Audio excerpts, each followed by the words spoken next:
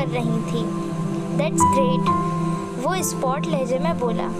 अब आप मेरी बात सुनना पसंद करेंगी? सुनाओ, वो बनावटी बेपरवाही से बोली। शहरयार का अजीब सा अंदाज उन्हें किसी अनजाने खतरे से खबरदार कर रहा था।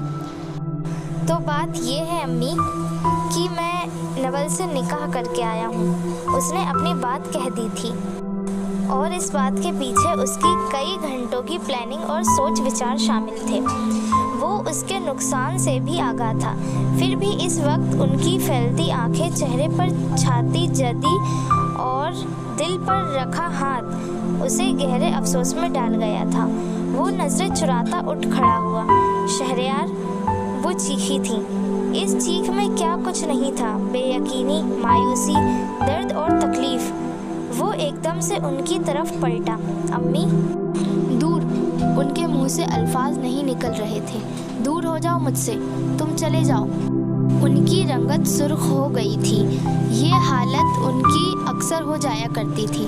उसे मालूम था कि आज भी यही होगा, इसीलिए फौरन ही उसने सामने से हटते हुए उसने पहले डॉक्टर और फिर मामू को फ़ोन किया था।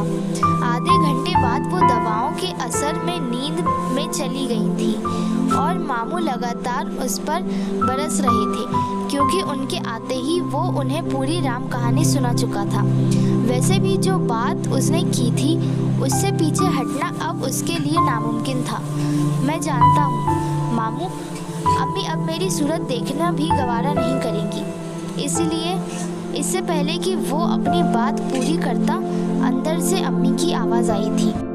मैं लुट गई रक्षिंदा, मेरी उम्र भर की कमाई लुट गई। इसी दिन से डरा करती थी मैं, इसी दिन से।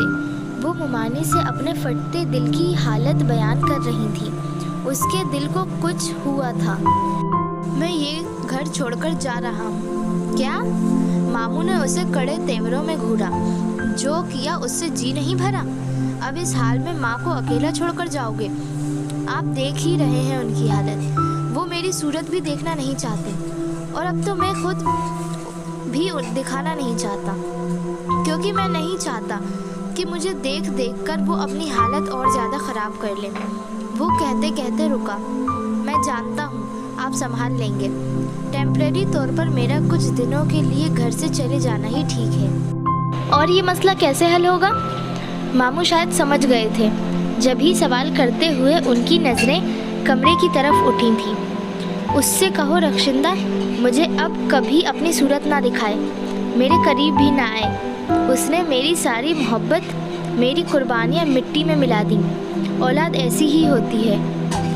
आप हल करेंगे, समझाएंगे उनको। वो उनकी आंखों में देखकर कहने लगा।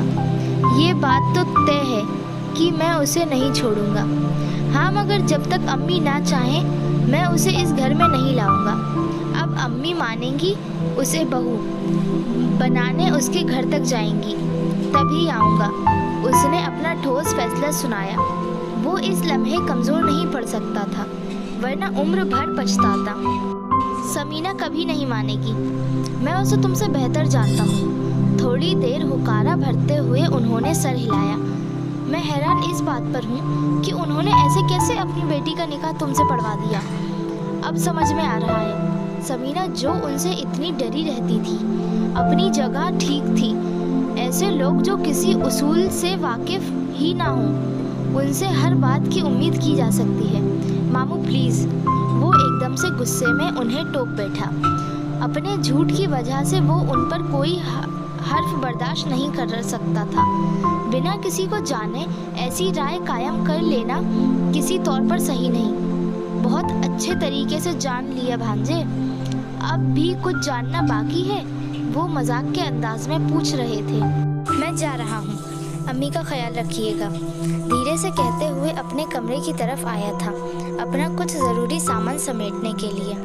अजीब सी शर्मिंदगी और तकलीफ़ के घेरे में था वो, मगर अम्मी ने उसके लिए कोई और रास्ता छोड़ा भी कहाँ था।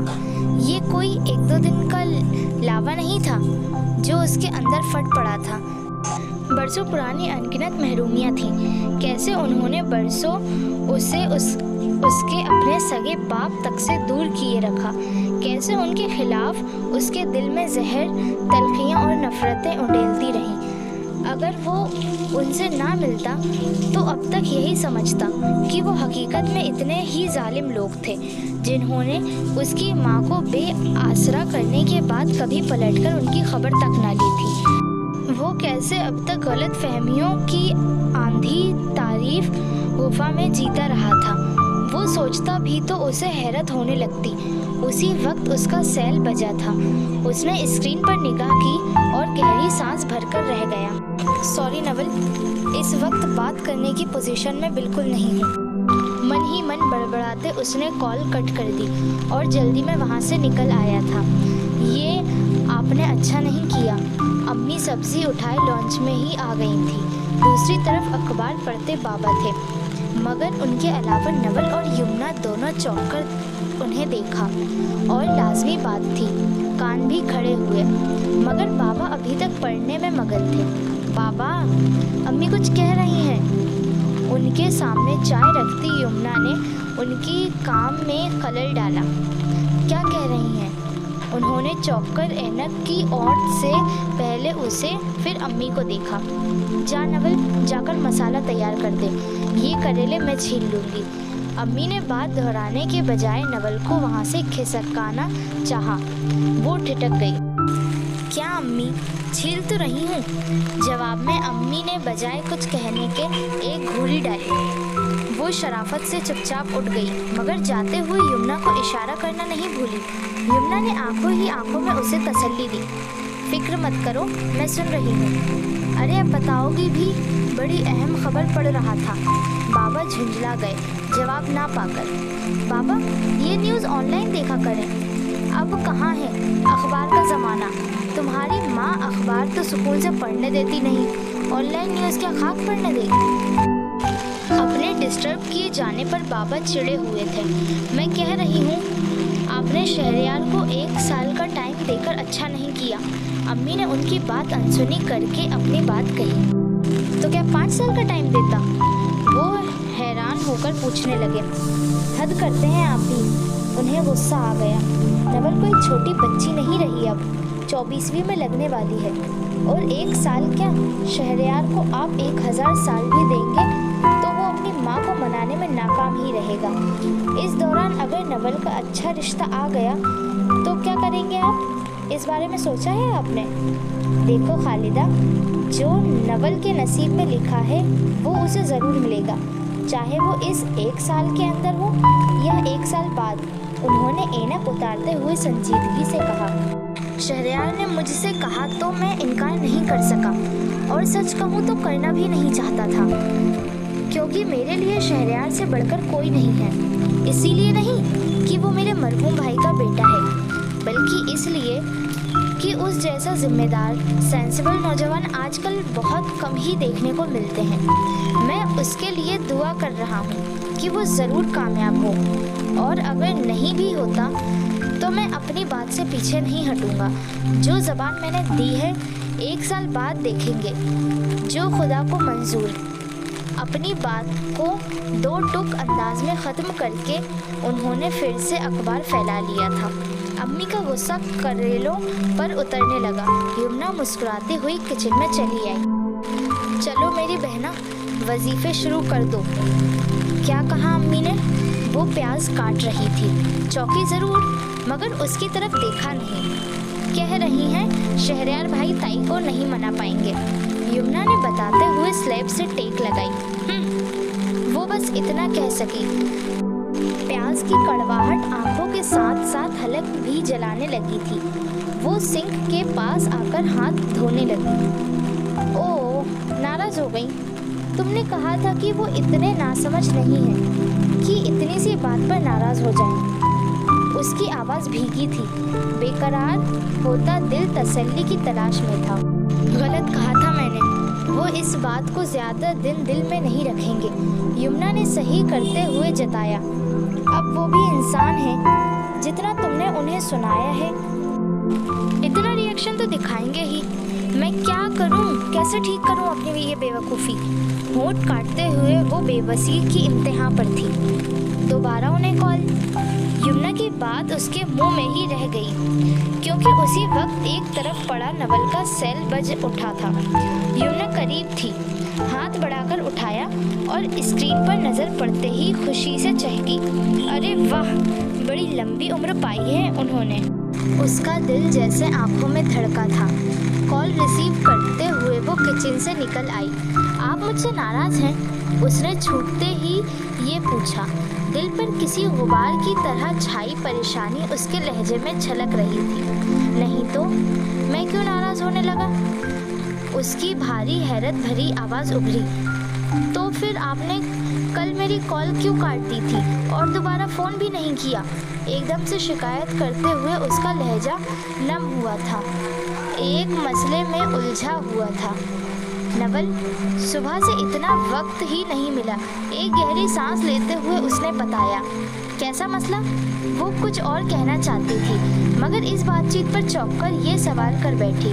वो कुछ लम्हे खामोश रहा, जैसे बोलने से पहले लफ्ज़ तोल रहा था।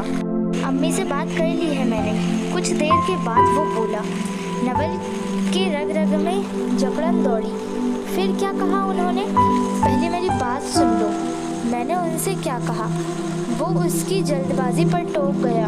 वो होंठ काटती खामोश हुई। मैंने उनसे कहा मैं नवल से निकाह करके आया हूँ। उसने पूरी बात बताई थी।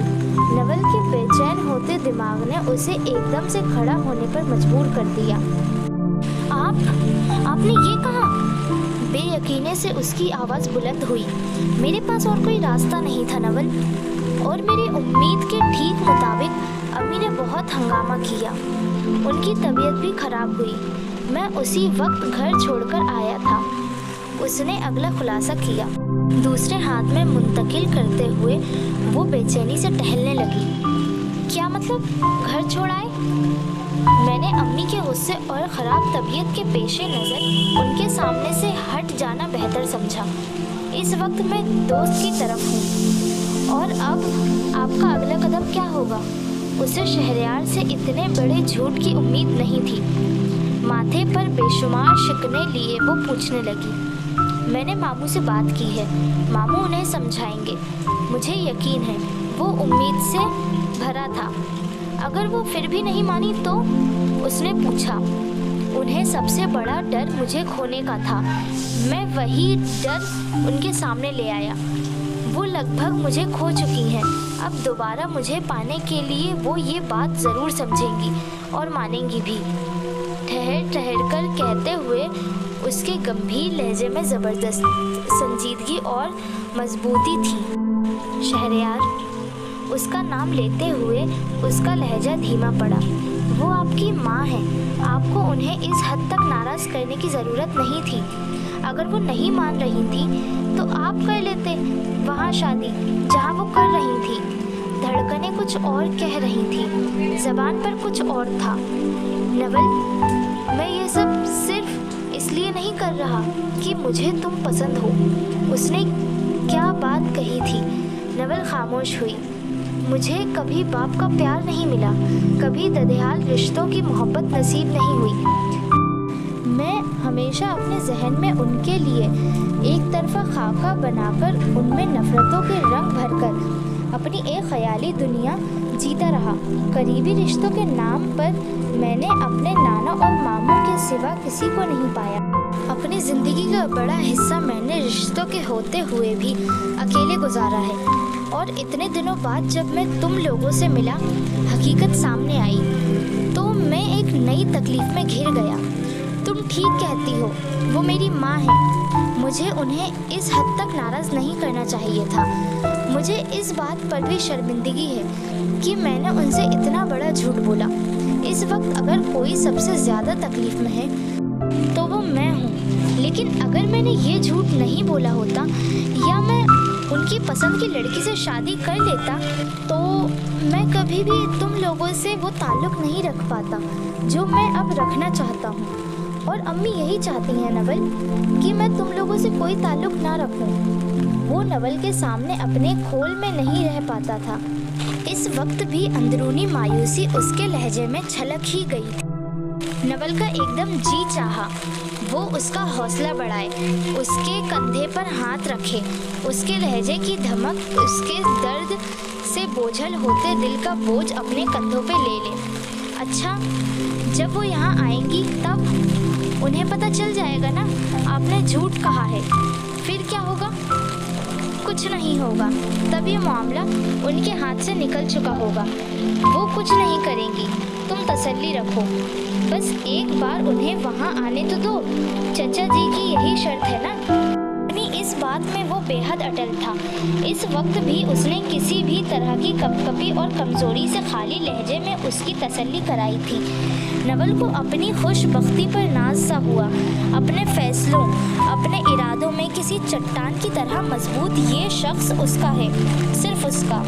आपने हमारी कहानी यहाँ तक सुनी। आपको हमारी कहानी कैसी लगी कमेंट करके ज़रूर बताएं। अगर आपको हमारी कहानी पसंद आई हो तो लाइक कीजिए, कमेंट कीजिए, शेयर कीजिए और चैनल को सब्सक्राइब करना ना भूलिए।